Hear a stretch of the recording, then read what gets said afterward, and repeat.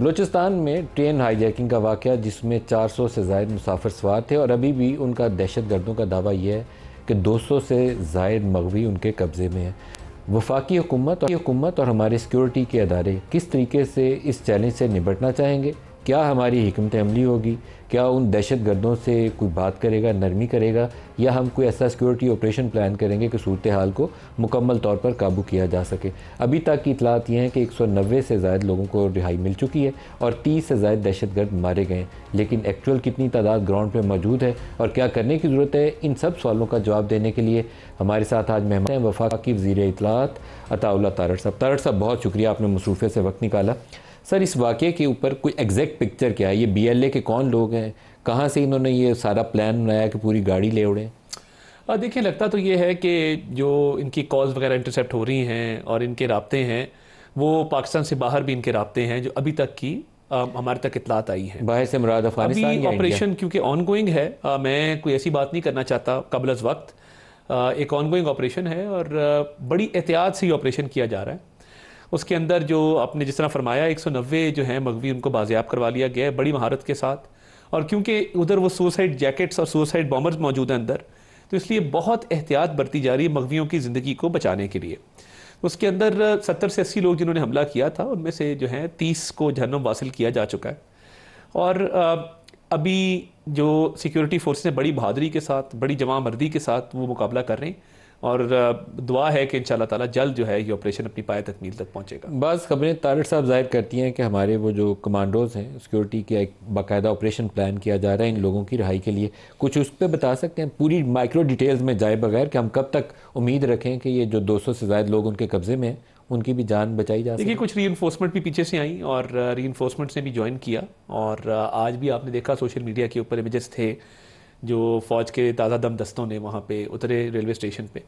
तो मैं ये समझता हूँ कि क्योंकि एक सेंसिटिव ऑपरेशन है, क्योंकि लोग जो यरगमाल हैं उनका ख्याल करना है कि उनको कोई नुकसान ना पहुँचे, तो बड़ी एहतियात बरती जा रही है, बड़ी महारत से ये मुकाबला किया जा रहा है। उम्मीद की जाती है कि बहुत जल्द आपको इंशाल्लाह ये खबर मिलेगी कि ये ऑपरेशन जो है ये ख़त्म हो गया। तो सर, ये इस तरह का ऑपरेशन जिसमें पूरी वो गाड़ी को ले उड़ें, ये आसानी से प्लान नहीं किया जा सकता। इसके पीछे कई हफ्ते उन्होंने लगाए होंगे, पूरी जगह की रैकी की होगी, कहाँ ब्लास्ट करना है, टनल करीब में है, उनको प्रोटेक्शन के लिए पहाड़ियाँ भी दरमियान में है। तो हमारा इसमें कहीं सिक्योरिटी लैब्स है? अभी तक की रिपोर्ट्स आपकी क्या जाहिर करती हैं? देखिए, मैं ये समझता हूँ कि एक तो ये जो मेजर एरिया था लेवीज़ का एरिया था, B कैटेगरी एरिया था, और लेवीज़ की ट्रेनिंग के हवाले से आपको पता ही है मामलात का और उनकी महारत के हवाले से, तो फिर बैकअप के तौर पे जब फ़ौज को बुलाया गया, अब सिचुएशन जो है वो कंट्रोल करने की कोशिश की जा रही है।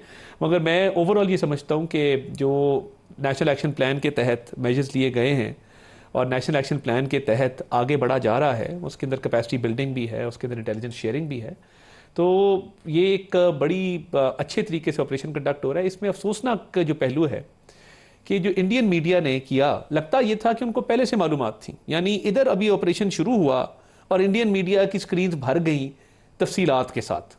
अब ये कैसे मुमकिन हुआ? और उससे ज़्यादा अफसोसनाक बात यह है कि मुल्क से बाहर बैठे कुछ फॉर्मर एंकर हजरात और एक सियासी जमात ने वही ट्वीट्स किए जो इंडिया की तरफ से किए जा रहे थे। मुझे समझ नहीं आती है कि एक मुल्क के अंदर एक ऐसी सूरत हाल पैदा हुई है, एक दिन के लिए तो पाकिस्तानी बन जाओ। आपके ख्याल में PTI ने सूरत हाल पे कुछ अपनी सियासत चमकाई? आपकी बात से यही लगता है? 100% उनके आप ट्वीट्स देखें, उमर अयूब से लेके गौहर अली खान से लेके उनकी जो पार्टी, मुझे ये बताइए, फौज की महारत पूरी दुनिया में जानी जाती है। सैंडर्स के अंदर पाकिस्तान का चर्चा होता है, सैंडर्स में वहाँ कैडेट्स जाते हैं, अभी चीफ आर्मी स्टाफ को वहाँ गार्ड ऑफ ऑनर दिया गया। इस मौके पे चीफ आर्मी स्टाफ को और फौज को टारगेट करने का क्या मतलब है? इस वक्त BLA, PTI, इंडियन मीडिया एक जबान बोल रहा है और लोकल हालात को वो उधर उन्होंने मग़वियों का ढाल बनाया, इधर लोकल हालात को एक ढाल बना के वो इस्तेमाल कर रहे हैं अपनी सियासी बयानी के लिए। खुदा का वास्ता है, एक दिन के लिए पाकिस्तानी बन जाओ, इस धरती का कर्ज उतार दो। मलिक साहब, मेरा बड़ा यकीन है ये मुल्क 27वीं रमज़ान की शब मार्ज़ वजूद में आया था और जो कुछ है इस मुल्क की वजह से, इस पाकिस्तान की वजह से है। ये जब और बाहर देखें हमारी इज्जत होती है, हमारी फौज के जो पेशा वाराना उमूर है उनकी तारीफ होती है, जहां भी जाते हैं कहते हैं जी most professional army in the world, ranking आप देख लें। तो जब फौज को, आर्मी चीफ को आप टारगेट करते हैं BLA और इंडिया के साथ मिलके, तो ये समझ आ रही है कि आपका एजेंडा हमेशा से मुल्क दुश्मन था और वो चल रहा है। तारिक साहब, जो पिछले चंद हफ्तों के वाकयात हैं, खासतौर पर KP और बलूचिस्तान के अंदर, अभी रिसेंटली बन्नू में जो कैंट के ऊपर अटैक हुआ, उसके बाद ज़रूरत नहीं है कि हमारी सियासी क़यादत और मिलिट्री लीडरशिप बैठे एक जगह के ऊपर और एक स्ट्रेटजी नैब को आपको अपडेट करना पड़ेगा। नेशनल एक्शन प्लान आपका 2014 का डॉक्यूमेंट है, अब वो 10 सालों में बहुत चीज़ें दुनिया बदल गई है, आपको रिविज़िट करना पड़ेगा पूरी डिटेल को और एक नई स्ट्रेटजी के साथ, शायद ज़्यादा जज्बे और ताकत के साथ इस दफ़ा नई स्ट्रेटजी बनी और जितनी नेशनल एक्शन प्लान की मीटिंग्स हुई हैं तमाम वज़रा आला शरीक रहे उसमें, इंक्लूडिंग अली अमीन गंडापुर, और उन्हें कहा गया कि जी आप वहाँ पे सेफ सिटी को एक्टिवेट करें, फॉरेंसिक लैब को एक्टिवेट करें, काउंटर टेररिज्म डिपार्टमेंट की कैपेसिटी बिल्डिंग करें। तमाम काम पंजाब में शहबाज शरीफ साहब ने किए थे, तो ये भी तलकीन की गई है। और एक बाकायदा नए विजन के साथ जब अज़्म इस्तेहकाम लॉन्च हुआ, एक प्रॉपर स्ट्रैटेजी थी ना अज़्म इस्तेहकाम की, वो एक ऑपरेशन तो नहीं था, वो एक ओवरऑल स्ट्रैटेजी थी, तो उस पर बड़ी मेहनत हुई है। और बन्नू के कैंट का जो हमला पसपा किया वो बड़ी महारत से किया, वरना नुकसान बहुत बड़ा हो जाता। ये बिल्कुल सही बात है कि एक पॉलिटिकल कंसेंसस होना चाहिए, मगर जिस तरीके से देखिए ना, ये टीटीपी सिंपथाइजर्स हैं, इनका मसला क्या है? पहले इन्होंने हमारे दौर में, मियां नवाज शरीफ के दौर में, रद्दुल फसाद, ज़रबे अज़ब, सारे ऑपरेशन हुए, अमन बहाल हुआ, दहशतगर्दी का खात्मा हो गया, एक भी वाकया रिपोर्ट नहीं होता था 2017। अब क्या हुआ है, एक हुकूमत आती है, क्योंकि अपोजिशन में जब थे बानी चेयरमैन पीटीआई, गवर्नमेंट में भी थे, एक ही राग लापते थे, टीटीपी जी जिंदाबाद, टीटीपी को ले जी, बड़े अच्छे लोग हैं, वापस ला के बसाओ इनको, ये कमाल के लोग हैं। He is always been a TTP sympathiser.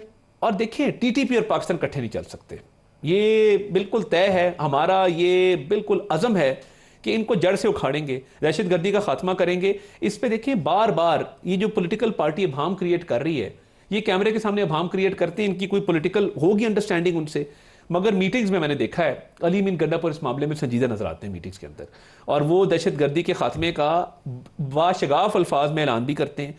और आपने देखा केपी में एक पॉलिटिकल कंसेंसस की मीटिंग भी हुई हाल ही में, जिसमें तमाम नेशनल लेवल पे आपको एक पॉलिटिकल कंसेंसस के लिए इनिशिएटिव लेना पड़ेगा। जी बिल्कुल, आई टोटली एग्री, बिल्कुल लेना पड़ेगा। क्या उसके ज़हन में कोई हिकमत अमली है कि बुलाएं, ऑल पार्टीज को बुलाएं या पार्लियामान में कोई कमेटी बनाएं, नेशनल सिक्योरिटी कमेटी का इजलास बुला सकते हैं? देखिए, उस पर देखें, अभी कश्मीर पे इजलास हुआ, फलस्तीन पे इजलास हुआ, और दिस टेररिज्म इशू, फलस्तीन के इजलास में मुझे बताएं तरीके इंसाफ क्यों नहीं आई? क्या उनका फलस्तीन से क्या प्रॉब्लम है?